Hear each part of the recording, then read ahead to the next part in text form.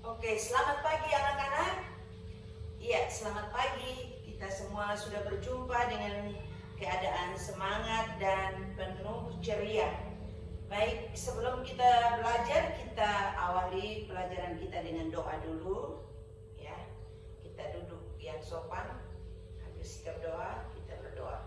Dalam nama Bapa dan Putra dan Roh Kudus, amin. Allah Bapa yang Maha Baik, syukur dan terima kasih kami aturkan kehadirat-Mu karena Engkau sudah menghantar kami semua ke tempat ini dalam keadaan sehat dan selamat. Sekarang kami akan belajar tentang seluruh hidup pribadi Yesus mewartakan kerajaan Allah. Kami mohon Engkau hadir, membuka hati dan pikiran kami semua agar kami dapat belajar dengan baik sesuai kehendak-Mu. Semua ini kami mohon dengan perantaraan Kristus Tuhan kami. Amin. Dalam nama Bapa dan Putra dan Roh Kudus. Amin. Ya, silakan berdiri. Kita salam PPK dulu. Masih ingat toh salam PPK? Ya. Salam PPK. Salam cerdas, berkarakter, menyenangkan, luar biasa hebat. Ya, ulang satu kali lagi, yang di ujung sana belum bergerak. Ayo, semangat. Ya, kita ulang. Ibu guru salam, kamu jawab ya. Oke. Salam PPK.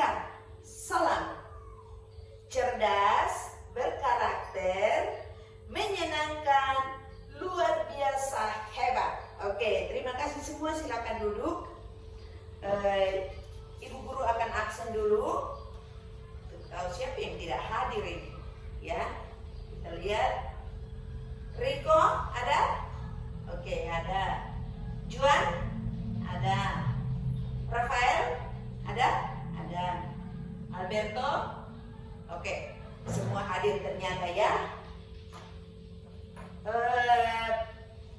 Sebelum kita masuk pada pelajaran kita pada hari ini, Bu Guru mau tanya dulu, pelajaran yang lalu tentang apa? Coba Riko, pelajaran yang lalu. Ya, Yesus mewartakan kerajaan Allah dengan tindakan hebat. Riko masih ingat ya? Ya, sekarang coba Alberto. Apa itu kerajaan? Kerajaan Allah. Apa itu kerajaan Allah? Masih ingat ke tidak? Ayo Ibu Guru mau tes ini. Oh, ternyata masih ingat. Kerajaan Allah itu situasi damai, sukacita, lalu kebahagiaan, dan di sana tidak ada saling bermusuhan, tetapi ada saling memaafkan, kerjasama, hidup rukun. Ya, jadi itulah kerajaan Allah. Kalau mewartakan, masih ingat mewartakan? Nah, Natalia betul. Mewartakan itu berarti menyampaikan, ya, memberi kabar, ya, menyuarakan, ya. Jadi Yesus mewartakan kerajaan Allah dengan tindakan, ya. Seluruh tindakan Yesus mewartakan kerajaan Allah yang adalah tadi itu Riko sudah sebut bahwa kerajaan Allah itu situasi damai, sejahtera, sukacita, ya. Nah, hari ini kita akan membahas tentang seluruh pribadi Yesus mewartakan kerajaan Allah. Lalu yang lalu Yesus mewartakan kerajaan Allah dengan kata-kata, yang minggu kemarin dengan tindakan. Nah, sekarang seluruh pribadi Yesus mewartakan kerajaan Allah. Oke, tujuan pelajaran hari ini yang seluruh pribadi Yesus mewartakan kerajaan Allah itu, tujuan belajar kita hari ini adalah setelah belajar ini diharapkan anak-anak bisa menyebutkan tokoh idola, ya, tokoh idola yang dikagumi. Kemudian bisa menyebutkan tokoh idola sejati dengan alasannya kenapa disebut sebagai tokoh idola sejati. Kemudian yang ketiga menyebutkan gelar-gelar Yesus. Lalu yang keempat menjelaskan alasan dari masing-masing gelar. Jadi Yesus punya gelar, lalu alasannya apa.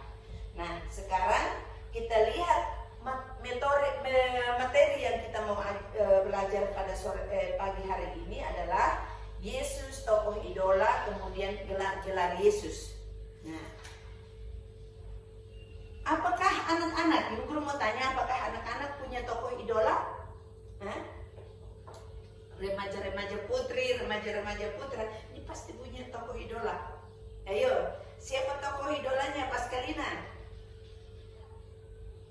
Hah? Agnes Monica? Oh, mantap. Kalau Rico, tokoh idolanya siapa? Pasti dari pesepak bola ini. Neymar, betul, Neymar ya, Neymar. Siapa lagi ini? Alberto punya tokoh idolanya? Oh, Ronaldo, Cristiano Ronaldo. Ya, jadi itu tokoh idola ya. Tokoh idola itu apa itu tokoh idola? Tahu tokoh idola? Nah, tokoh idola itu tokoh artinya orang yang punya keahlian khusus, orang yang punya kemampuan, orang yang punya prestasi. Sedangkan idola itu orang yang dikagumi, orang yang dipuja, ya, orang yang digemari banyak orang ya. Nah, berarti tokoh idola itu orang yang digemari, dipuja, ya, dipuja, dikagumi karena punya prestasi tertentu. Itu tokoh idola. Bisa dari artis, bisa dari sastrawan, bisa dari politikus, bisa dari olahragawan, ya, bisa dari YouTuber, ya. Tetapi juga bisa dari santo dan santa. Nah, kita mau lihat santo dan santa, salah satunya adalah di dalam buku itu 140. Coba buka, Alberto, coba buka buku di halaman 140. Tentang apa di situ ceritanya? Iya betul, tentang Santo Yohanes Don Bosco. Dia menjadi idola kaum muda karena seluruh hidupnya dibaktikan untuk kaum muda. Maka tadi Ibu Guru tunjukkan di foto itu dikelilingi oleh remaja-remaja di depan, di belakang, di samping, kiri kanan, dikelilingi oleh kaum remaja. Kita lihat di bacaan tadi, ya, mungkin Anda coba lihat di situ ada bacaannya. Tentang apa di situ? Iya, tentang pengalaman seorang anak yang buta sejak lahir, yang menurut orang kebanyakan dia tidak akan sembuh. Tetapi ketika diantar oleh ibunya ke Santo Yohanes Don Bosco, nah, yang dia ajak adalah berdoa kepada Santa Maria, Bunda Maria sebagai penolong orang Kristiani. Jadi Santo Yohanes Don Bosco ini selain diidolakan oleh kaum muda, tetapi dia juga punya idola. Siapa idolanya? Tadi Ibu Guru sudah sebutkan.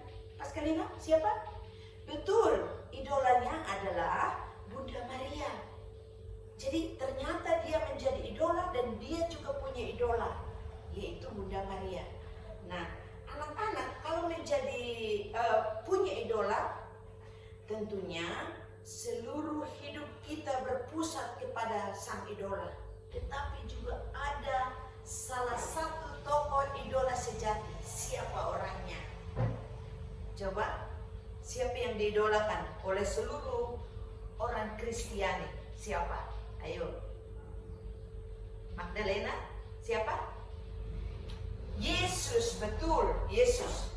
Yesus menjadi tokoh idola. Kenapa Yesus menjadi tokoh idola? Pasti ada keistimewaan Yesus.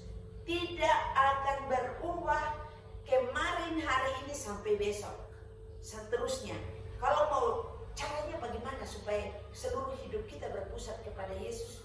Itu kita harus mengenal Yesus. Harus dekat dengannya. Harus akrab dengannya. Bagaimana cara akrab dengan dia? Bagaimana cara dekat dengan dia? Karena kita tidak ketemu. Salah satu caranya adalah membaca kitab suci. Secara khusus di Injil, ya, bagian Injil.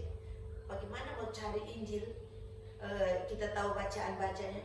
Sekarang ini kalender-kalender sudah ada daftar apa, misalnya hari Jumat itu bacaannya apa sudah ada di situ. Hari Sabtu bacaannya apa sudah ada di situ. Jadi kita bisa mengikuti, tidak ikut rutin misa harian, tapi kita ikut bacaan harian setiap saat secara rutin lewat berpatokan di kalender liturgi. Nah, karena apa kita harus baca? Karena di situ mengungkapkan seluruh Yesus. Ya. Injil itu isinya hanya menceritakan tentang siapa Yesus, karyanya apa. Lalu coba kita baca. Silakan buka. Ya. Lihat Injil Lukas bab 1 ayat 26 sampai 38. Di sana tentang pemberitahuan tentang kelahiran Yesus. Kemudian baca juga di Markus bab 1 ayat 21 sampai 28. Di sana bercerita tentang Yesus dalam rumah ibadat. Lalu baca juga di Markus bab 14 ayat 32 sampai 42.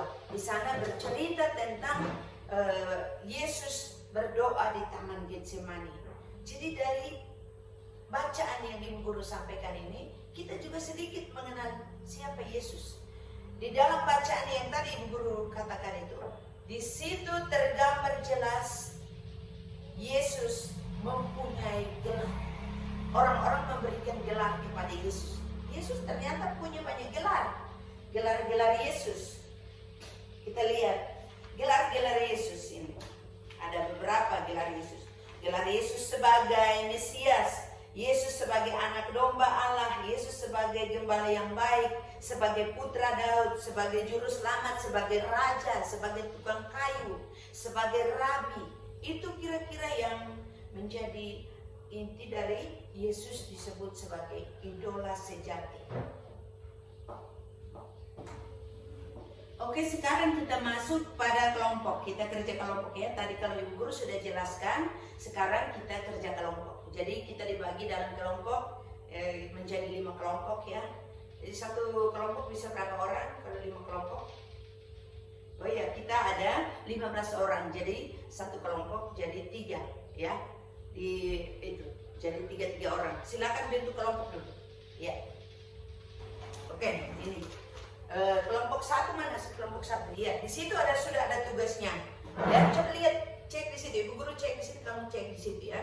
Kelompok 1 mendiskusikan Injil Yohanes bab 10 ayat 1 sampai 42. Betul? Oh iya. Nah, kelompok 2 coba lihat di situ. Matius bab 16 ayat 13 sampai 20. Betul? Oke. Kelompok 3 Injil Lukas bab 2 ayat 8 sampai 23. Sampai ayat 20. Ya betul. Iya. Kelompok 5 Injil Matius bab 20 ayat 29 sampai 34. Betul ke tidak? Oke, mantap. Ya, pertanyaannya sudah ada pertanyaan di situ. Jadi pertanyaannya sama dari kelompok 1 sampai kelompok 5, pertanyaannya sama. Coba lihat pertanyaan pertama. Gelar apa yang diberikan kepada Yesus dalam kitab suci yang sesuai dengan kelompok-kelompok itu? Dalam kitab suci. Lalu yang kedua, dalam situasi apa mereka memberi gelar itu kepada Yesus? Yang ketiga, apa makna gelar itu untuk kelompokmu? Jadi gelar yang diberikan kepada Yesus itu maknanya untuk kelompok apa? Jelas tugasnya? Oke, mantap ya. Jadi silakan kerja dalam waktu berapa menit ya. Pokoknya sudah selesai kita lanjutkan. Sudah? Oke, sudah kumpul. Oke, sudah semua. Sebagai tugas rumah silakan pilih salah satu perikop yang Ibu Guru berikan, lalu dibuat renungan atau doa. Tapi Ibu Guru harapkan bikin doa saja ya. Nanti minggu depan dikumpulkan. Oke, pelajaran kita hari ini cukup sampai di sini. Kita tutup dengan doa. Dalam nama Bapa dan Putra dan Roh Kudus. Amin. Terima kasih Tuhan Yesus, Engkau sudah menemani kami, memberkati kami semua dalam pelajaran ini, sehingga kami sudah belajar dengan baik. Kami akan pulang, Tuhan sertai kami di jalan agar kami boleh tiba di rumah kami masing-masing dalam keadaan sehat dan selamat, berjumpa dengan seluruh anggota keluarga